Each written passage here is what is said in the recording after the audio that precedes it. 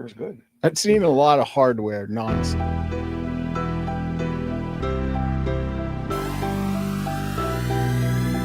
I've been feeling like a shark in a shrimp tank. Big fish, small pond in the shrimp tank. When it's sink or swim, only option is to win. In the murky water, not a thought of giving in. Welcome to the shrimp tank. Want to put it all together, this is big thanks. Doing big things, we ain't in the same league. Running a campaign, Roadie 2016. Like a phone to die, putting me in charge. I'm a general, from the front I'ma lead the charge. Like a federal, fell on my lap never. Going hard as ever.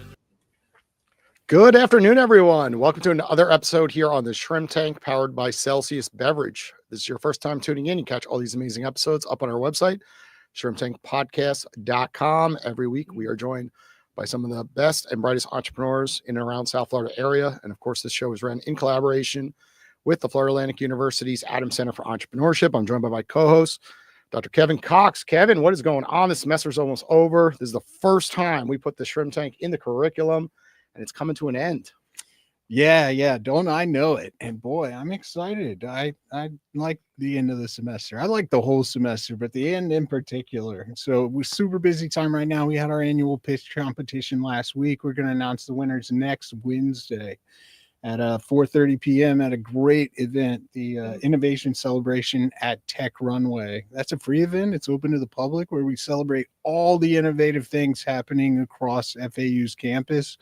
I encourage everybody to come out. It should be great networking, a lot of fun, quick and easy event, in and out. Parking there is easier than over here, so no reason not to go. Okay. Well, let's get right into our guest today. Today we have Jeffrey Szur joining us on the Shrimp Tank with Altitude Water. Sorry. So Kevin's super excited for this episode, by the way. Yeah. He's a gym freak. He loves your product. He was talking about it before the show to the students. He's super excited. So Jeffrey, we always share with students how important it is to do an elevator pitch, right? Often we bump into one another and we only got 30 seconds to a minute to really quickly tell someone a little bit about what we do. So can you show these students what a good elevator pitch sounds like? I sure hope so. So thank you very much for the opportunity to speak to everyone today. And my name is Jeff Szur. I'm founder and COO of Altitude Water. Altitude Water makes pure drinking water from the humidity in the air. There's no plumbing. We make water where there is no water. And as you know, other than air, water is the most important resource that we have. And we've spent decades and centuries polluting it. And what we have been able to do is tap into nature's water cycle, where there is 3.8 quadrillion gallons of water in our air, and we convert that into the purest water. Was that 30 seconds? Yeah, solid pitch and a great product. Really hard to bring a product to market. That's why I have such an appreciation for it, especially a complex product like this one. I've seen a lot of products tried, a lot of products failed, and this is genuinely a unique and great product. So tell us a little bit about how it works, right? We're talking about atmospheric water generators. What does that mean? What does that do? How does it work? So what we deal with is basically the properties of nature. I mean, we're here with the college students. We learned all of this, right, in 7th grade, our earth sciences, the water cycle, right? And so we thought about it, and we see it all around us, but we have no idea how it works. But if you look at the properties of water and you think about this incredible fact that we have the same amount of water on this planet as we did when it was formed. Okay. So this whole thing, everyone talks about, you're wasting water if you leave the faucet on when you're brushing your teeth, right? You're not wasting water. You're wasting clean water. You're wasting a lot of electricity that it took to purify that water. So our process basically uses the properties of water. So, you hear things of temperature, relative humidity, dew point. Okay. These are all things that water's properties, how it goes from a gas form to a liquid form to a solid form, right? We know water is in 3 forms. It can either be a liquid form, what we drink, the groundwater, our aquifers. We have humidity, which is the gas form, which is up in the sky. And then we have ice. And we have the same amount of water. It just goes through all of those transformations. But the amazing thing about water is that it basically purifies itself.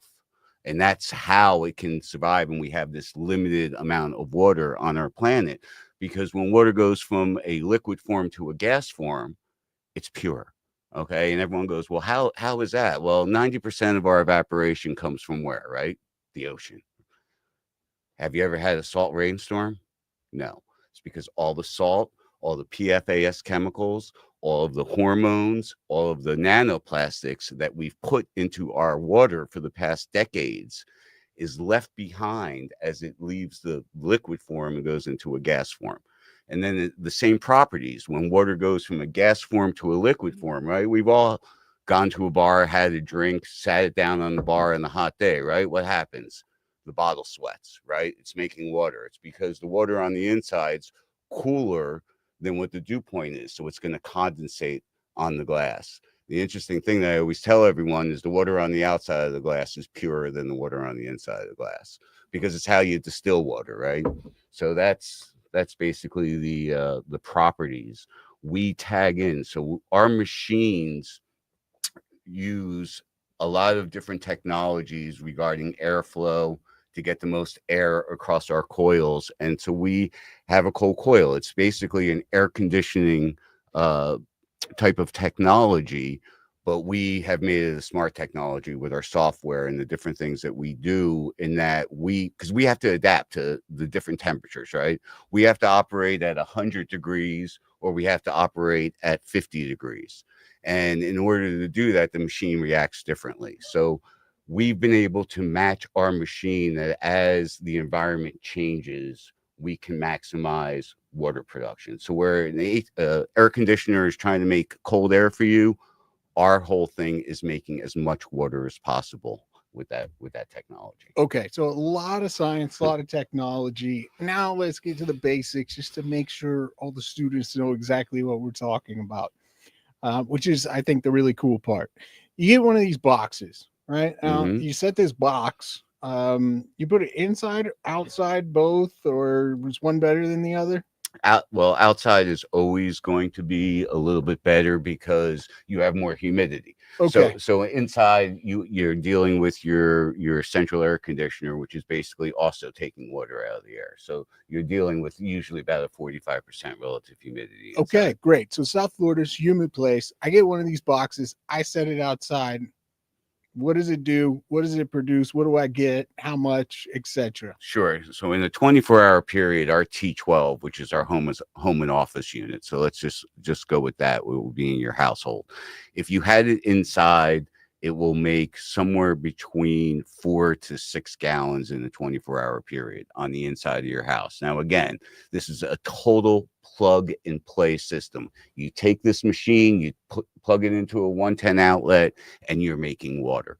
The other benefits is we also have an air filter, so you're purifying your air, and you're also taking the humidity out of your house, so you're not going to have mold growth. So inside, it'll make between 4 and 6 gallons. Outside in Florida, it will make between 10 and 15 gallons a day. That's a ton of water. That's more than anybody needs, right? So when you look at these things that people do when there's a hurricane coming, right? They go buy all the water and get all the things. Like, you could just be making a ton of gallons per day, every day, like magic. And that's kind of the magic part of this and why I found it so intriguing. And I think it's a great product. What do you think, Jason? Kevin's always freaking out during the hurricanes. He's that guy. He's running to the supermarket. He's cleaning them out. I'm not from New York. Toilet paper. I'm not understanding this. I'm like, well, I've got our next buy customer, some other man. drinks too, Gatorade.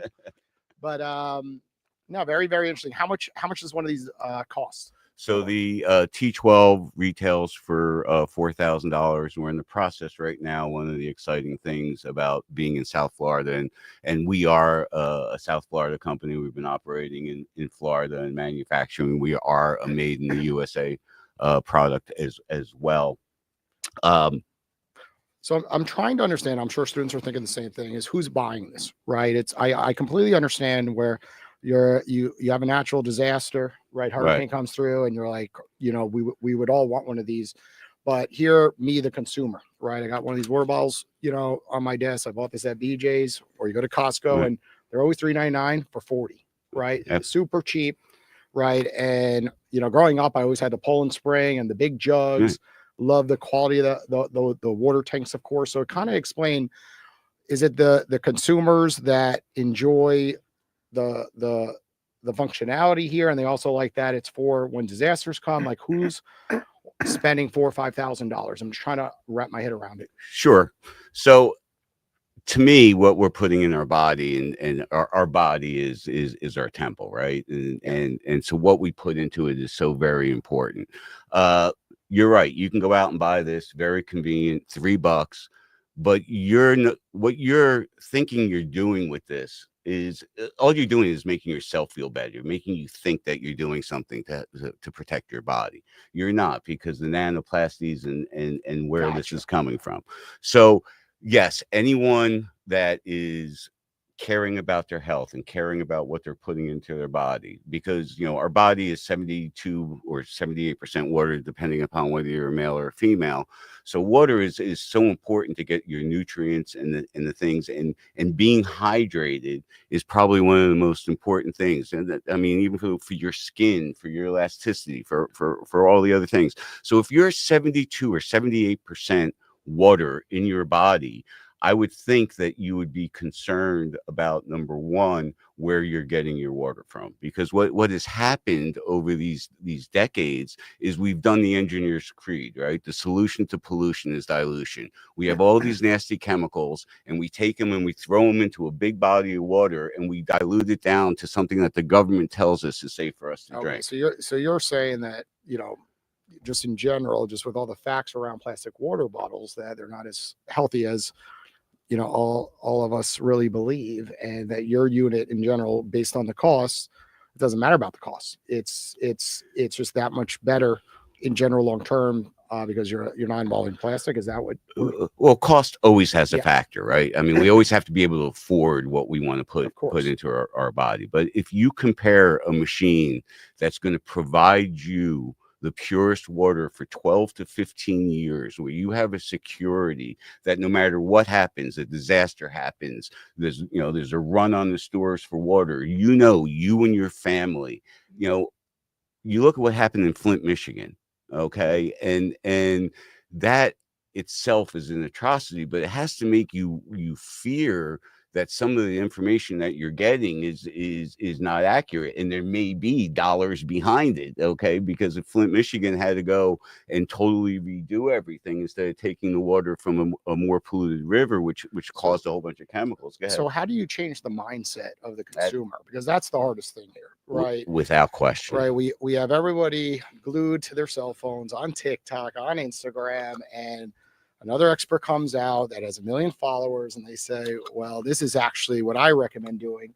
And they change the narrative, and sometimes it's clickbait, of course. And sometimes us consumers, we get confused. We don't know what is right or wrong these days. And I can see you're so passionate about this subject, right? So how do you change human behavior? Saying, hey, stop buying these junk water bottles at Costco or BJ's every time you need water, right? It's that, or most people use the Brita filters, right? Or I use my refrigerator, right? My fridge has the filter already built into it. And how often do you change that filter?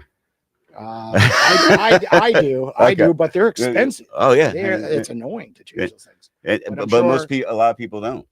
Yeah, just raise a hands. We're going to look at the students for a second. How many students in the audience on a regular basis do water bottles? They drink their water. See, it's most. And then what about refrigerator, filter through refrigerator?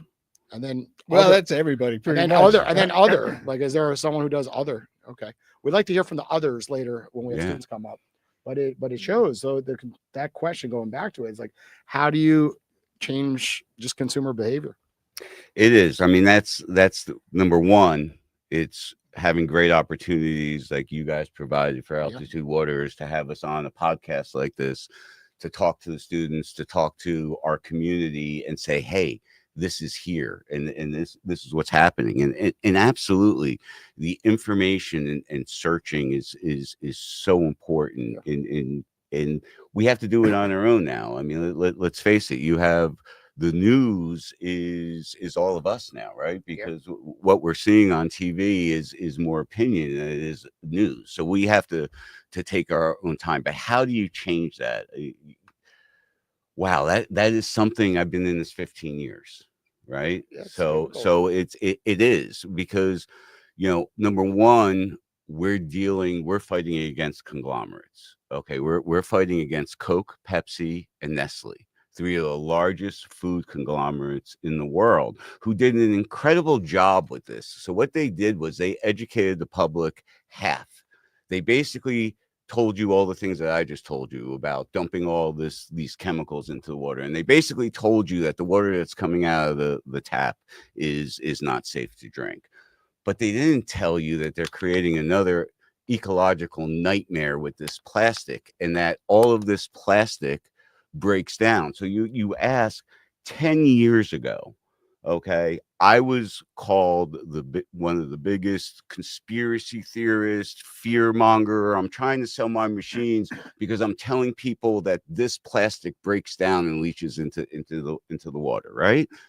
So everyone's telling me you're crazy, but you're fighting against conglomerates. Isn't it interesting that when Columbia University last year was the first institution to put out the amount of nanoplasties and microplasties that we're drinking, all of a sudden 12 new studies come out from all these other institutions? It's like, oh, you all just studied this at the same time? No, once the barrier was broken, once people understood that we're drinking a credit card of plastic in our water every day, people start saying, So I equate this machine to the microwave oven. Okay. Most people don't realize that the microwave oven was actually founded in 1940s. It was a military, and they were huge, and they were expensive, and they were bulky. It took until Sony made it where they were efficient, that they could lower the price, and they could make it affordable. And the education came out that it was safe, because everyone, you guys don't know this because I'm a lot older, but the fear, nuking your food, it's got to be bad for you. And so the education has to come out. So again, it's tirelessly getting in front of one of these and having people like you guys who see the need to get these new technologies out there, and to start something that gives us the availability to let people know what's out there. So it's time, effort, it's hard work, Yeah. So and it's a great product. Love it. So, but this is the shrimp tank. So let's talk about the business. I'm someone who knows roughly about how much it can cost to develop a brand new product, let alone a very specialized product that's relatively large and has a lot of different moving parts. Tell us about the business. Have you raised external funding? How did you get to where you are today? And then on the other side of that, kind of, where are you going? What are next steps? How does this expand? How do you get this to a cheaper price point so it ends up in every home? Tell us a little bit about the business background and metrics. How long is this class? Because short version, Reader's Digest version. Years Remember, he asked you that, and he hit the 19th floor on the elevator. That's so it. That's okay. how So many floors to go? So we have developed the product now where we're really ready to expand on a global basis. So we've had angel investors that have funded the initial, prototypes. I lived in Trinidad for a year at an air conditioning factory, developing this back in 2008, 2009. So we're looking to do a couple things. Number one, we are going to start doing localized water bottling facilities using our disaster relief trailers. I mean, we talked about the home and office unit, what we're doing in disasters, and as far as what we did up in Asheville for Hurricane Helene, and what we did in Perry, Florida, and the nonprofits that we're working with. So we're going that route, but we're also going localized bottling. And then we're also, in order to make it more as a monthly payable, is looking to do about $190 rental program on the T12s. Okay, But- great. That was the thing I was going to ask about. Yeah. Either rental or finance, right? Because I work with a ton of software companies. Very expensive to make software in some cases too. And what all those companies do, one of the things we talk about in this class a lot is revenue models, right? You can't buy software anymore. If you could, it would be astronomically expensive, but not just software. Whether it's your box or your pets, everything is more of a subscription.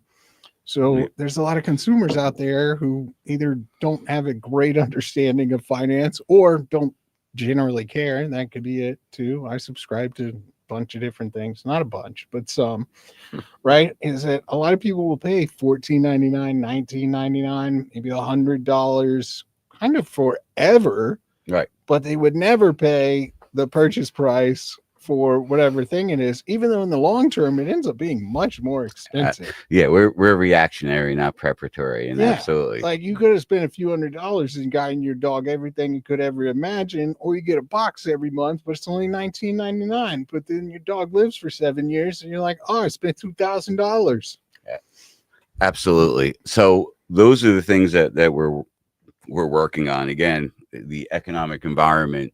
The capital markets for small retail for under $10,000 have really dried up. So trying to find a leasing agent. We've been successful on the larger machines and the disaster relief trailers to have good leasing partners where we can do a disaster relief trailer for about $4,800 a month for big companies. But as far as the T12, because of the capital markets drying up and not being able to find the leasing, we are now. So we've gone with the Shopify store. So through Shopify, you could do $300 a month, and now we're bringing it down to $190 to rent. So those, and again, that was having to go out and get the funding and the financing in order to do that, and get the right strategic partners to partner with in that. Okay, so when you talk about disaster relief or, other use cases for this, one of my students had a great question, and then maybe we jump to some other student questions, but she came up with, what is the strangest or most unexpected place your technology has been used for or requested to be used? Anybody call you up and say something where you were like, that is kind of an odd place or an odd circumstance? Yeah, I mean, just recently. So our biggest install was up in Palm City, Florida. Okay. And we actually installed 2 T100s on a pool because the town was complaining about how much water the person was using, because it's a very long pool, wave pool, waterfall pool. So there's a lot of evaporation. So he's using a lot of water. So they said, you can't continue to use this much water. So he had our T12s around this mansion for his charity events, and so he decided to put 2 T100s. This to must fill his be pool. One baller pool. Oh man, you should see it. Yeah. So, what is our it? Machines have some of the best views in the world. So this guy is taking water out of the atmosphere just to refill his pool. Correct. So he's got the classic FU money. So how much does a T100 go for? T100 goes for $29,000, and that makes $100,000 just to refill his pool consistently. All right, that is a very unique use case. That is the awesome. Most unique. I mean, that's the most unique case. The best cases are, a village in Maka, Cameroon, where they have to go 3.2 kilometers to get water, and now they have water and are able to have other skills because they're using that time for beading or other things. You should charge that guy double and send 1 or 2 down there.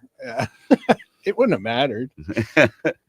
Well, and from a business standpoint, could you just kind of share like the breakdown, consumers, more disaster relief, just so everyone in the audience really has understanding? Because sometimes, a lot of times, people say like, "Why aren't you going all in on that model?" Right? Like, why are you doing all the different ones? Of course. Yeah, that's a great question, and that's why you guys are all taking entrepreneurial classes, right? And seeing the decisions and developing. Part of what we're doing as well is focusing on Florida with the water bottling and the rental, and what we're trying to do basically is use the T12s and increase our website and our online presence, and basically get to a level, we're about 40 to 60 machines a month, and that covers the burn rate, because you have two different. This is a much shorter sales cycle, the T12, the home and office. Putting together a whole project where you're providing 1,000 liters, while it's more profitable, it takes a lot more time and a lot more effort and a lot more expense into going in that. So our business model is basically having the T12s as the constant cash flow as we go for the bigger and the partnerships with, Compassion International, Convoy of Hope, Samaritan's Purse, and things of that nature. All right. I'm sure some of these students must have questions for Jeff. So let's take a couple of those and then Come on get down. to our final segment. Okay, this segment is Erica's probably back sponsored again. by Celsius. So when you come up to get a question, grab a Celsius afterwards. Hi, I have a couple of questions, if that's okay. I'll make it quick. Sure. So my first question is, when competing with these huge corporations that ultimately, like, we hope to scale your business as much as possible to make the earth a better place overall,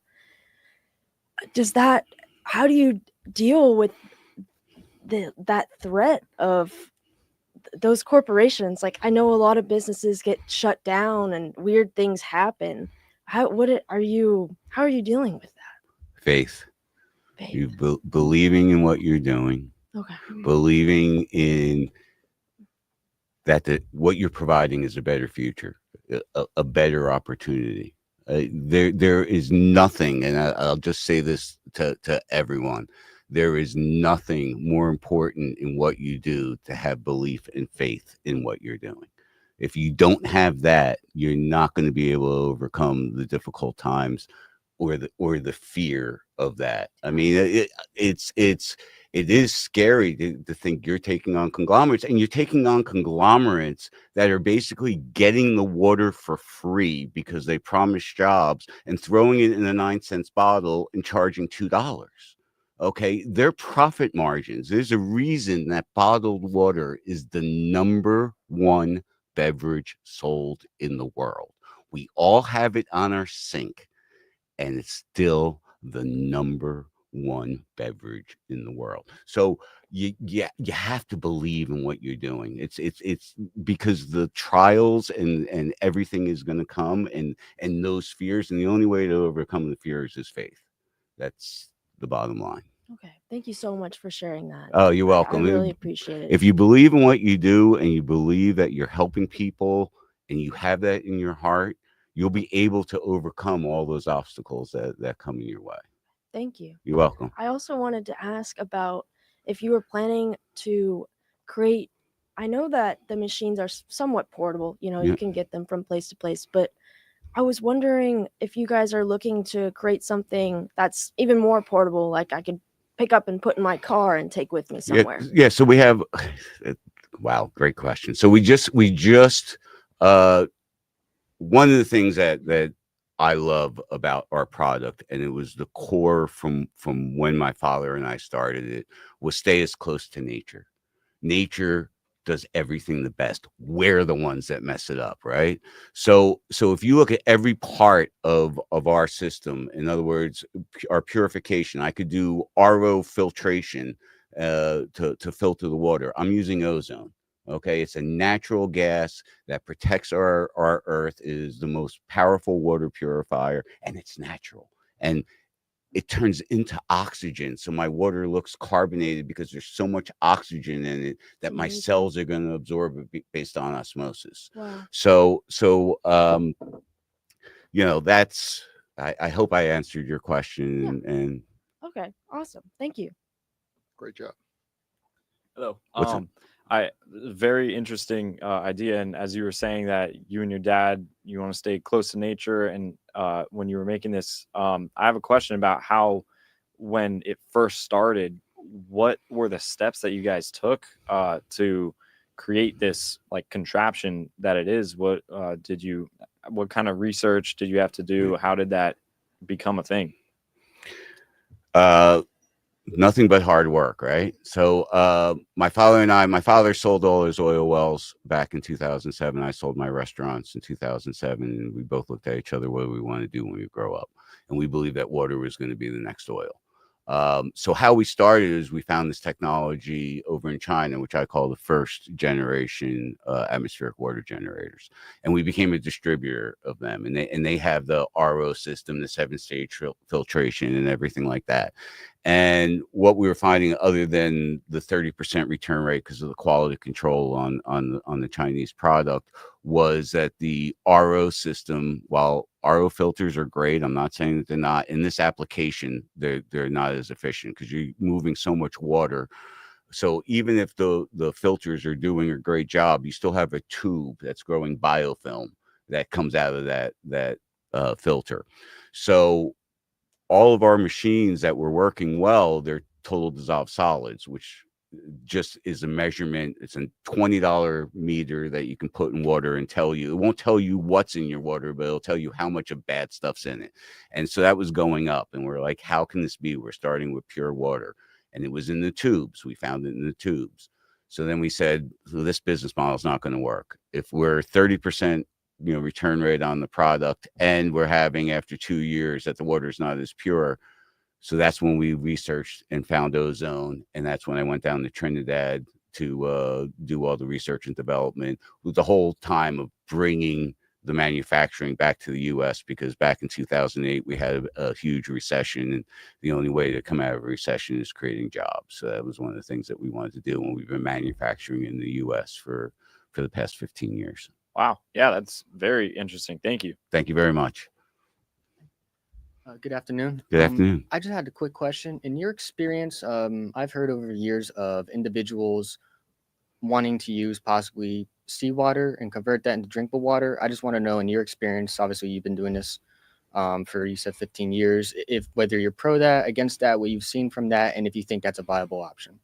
Oh, it's absolutely a viable option. Okay. I speak around the globe at different water conferences, and everyone always says the same thing to me. Well, what about this? The water problem is so vast, you need all of these different technologies in order to do that. So in regards to desal, which is, it's absolutely a viable alternative, but the thing is, anything you do too much, I mean, the brine, the concentration of salt as a result of this. Okay, so you're going to take 7 gallons of seawater to make 1 gallon of drinkable water, but all that brine and everything that you've taken out, you have to put someplace. I mean, pretty soon you're going to be able to walk across the Persian Gulf because that's what they're relying on. So it is a viable solution. I think you need numerous different water technologies. For example, when we went into Cameroon, it wasn't just, now we're an AWG company, right? But it made more sense as well to do rainwater capture, because we have to clean the solar panels. We have to use water for not just drinking and for other areas. So we combine rainwater capture. So now a couple of things that I realized, I lost my train of thought. Putting something in your car, we have an ozone purification suitcase now where you can actually plug it into your car lighter and be able to purify water from a lake or water from a stream. And that's now in our disaster relief trailer. And we use that as well to purify the rainwater. So all of these technologies are necessary. The thing is you're not going to be able to do desal in the middle of Cameroon. So our technology is much better in being able to get pure water in there. And again, you don't want to only rely on desal because you have the same problem with all these chemicals to get rid of. What do you do with this brine? Where are you putting it? Because it's very hazardous. It'll burn anything. Very interesting. Thank you. You're welcome. How's it going? This is going to be a question, but also a testimonial, because I have this machine and I saw it years ago, and I seek Jeff out to find it.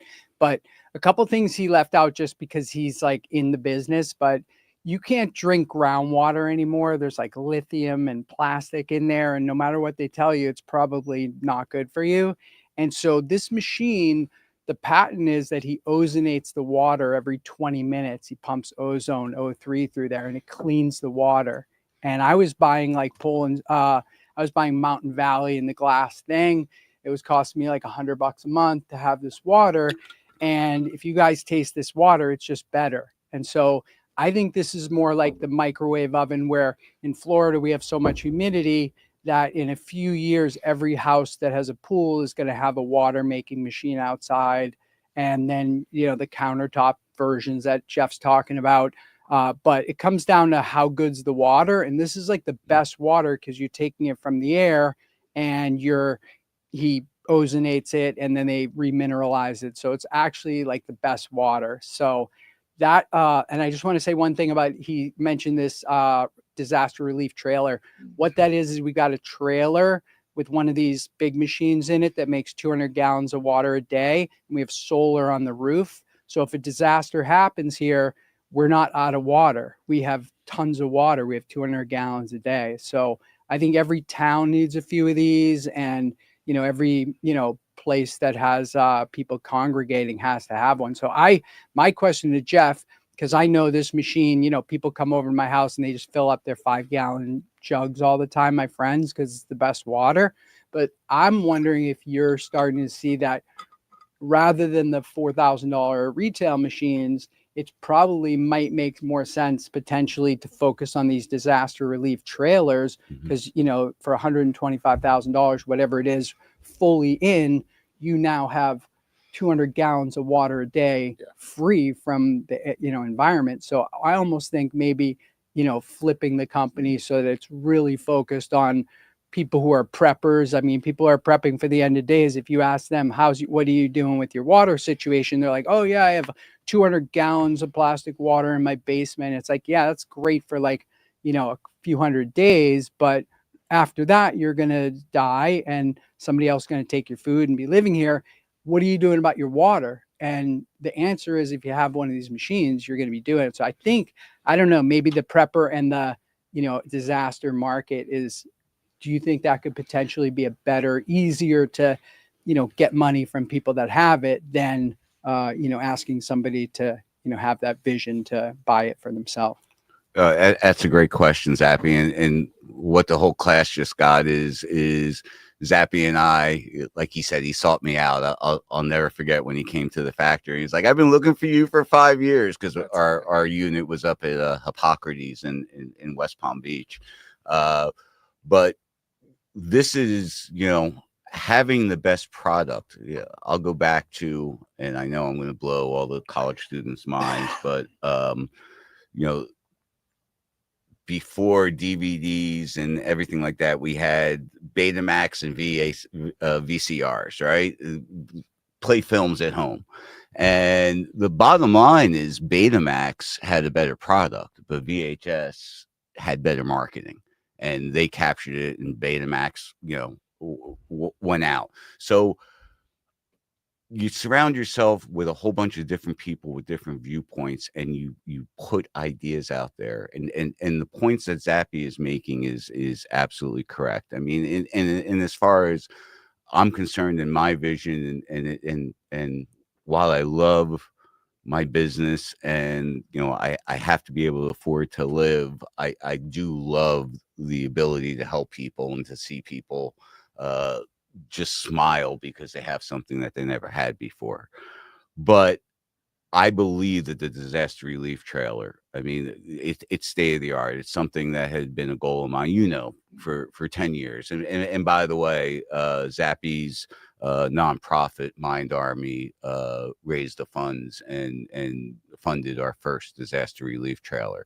And I think him seeing that this trailer was able to leave and go to Perry, Florida, and drop 400 gallons, and then seeing what happened in Nashville, which is, you know, a hurricane in Nashville in the mountains, is just, can't even comprehend that. But the nonprofits we work with were like, forget Perry, we need this up here now. And to see this trailer, so it's not only the water Our T100 and our T12s will make 210 gallons of water a day.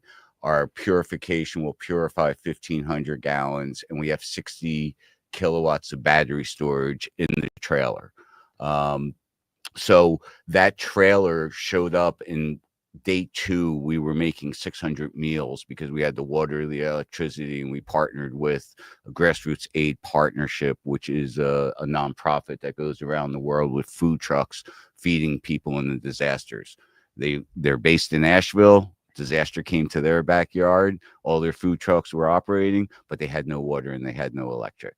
In comes Altitude Water, the Mind Army Altitude Water Disaster Relief Trailer, electricity, water, 600 meals the second day, 1,000 meals the third day, and having Starlink so that within a half a mile, you could have internet and phone to let people know where you are. So what is stopping you from scaling, I guess? Like every student here, they're like, you see them all coming up to ask questions, and Capital. Obviously this is the shrimp tank where we're understanding about business, and Capital. it's that they're that expensive to build these units. So you have the demand that is knocking on your door to buy these, but you can't build them quick enough. You have the capital to. Yeah, we're just coming to that point now. Okay. Because now we have history of disasters. So we have 2 disaster relief trailers in Maui.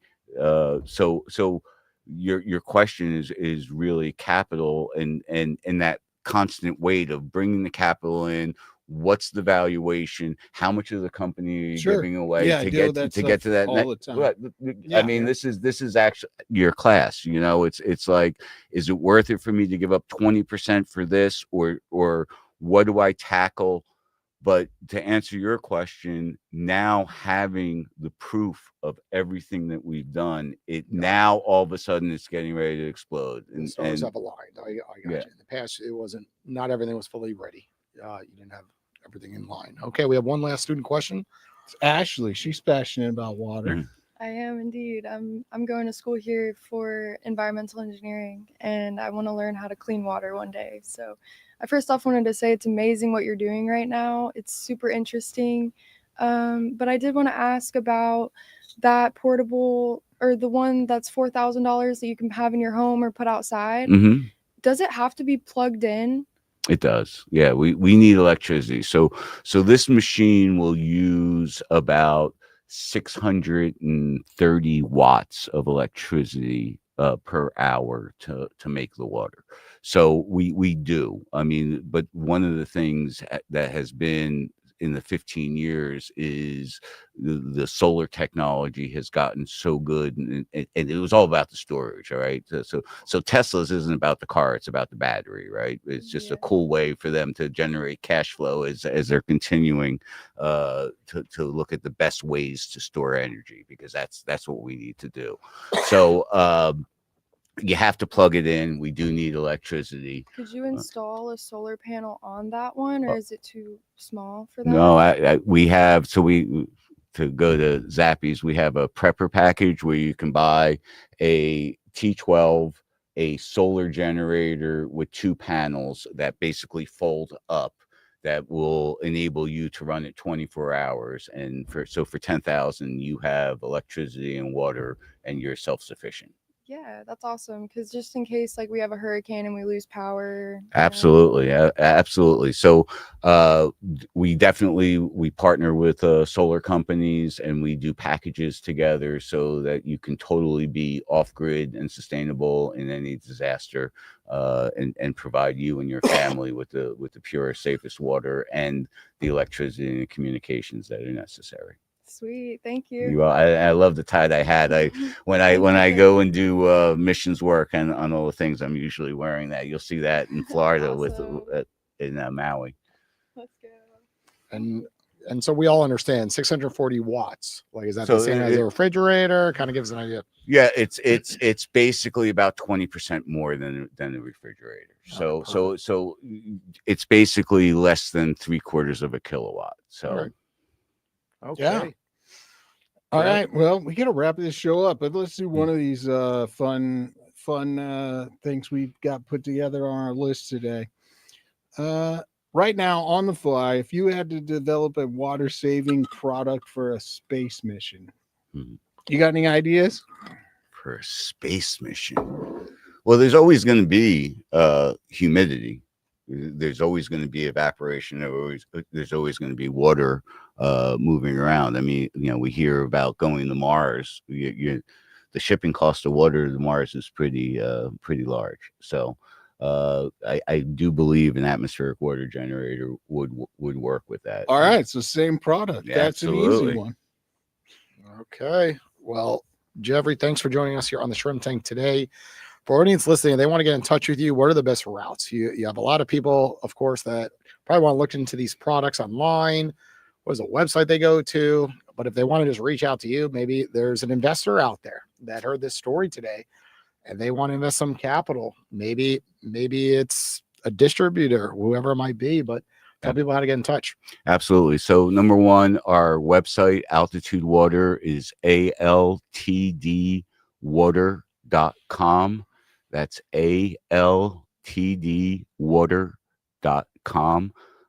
My email address is jszur@altdwater.com. And again, guys, I just really want to thank you for giving me the opportunity in this hour to discuss our passion and our belief in our product.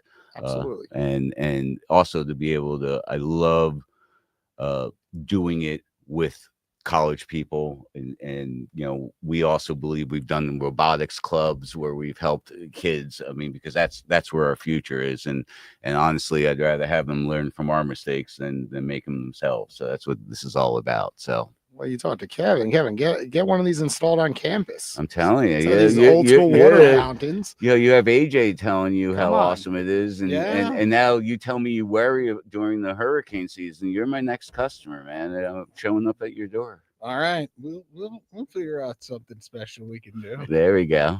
All right, great episode. Great episode, Jeffrey. Thanks for joining us on the Shrimp Tank. Everybody else will be back next Wednesday right around 1 o'clock. Take care.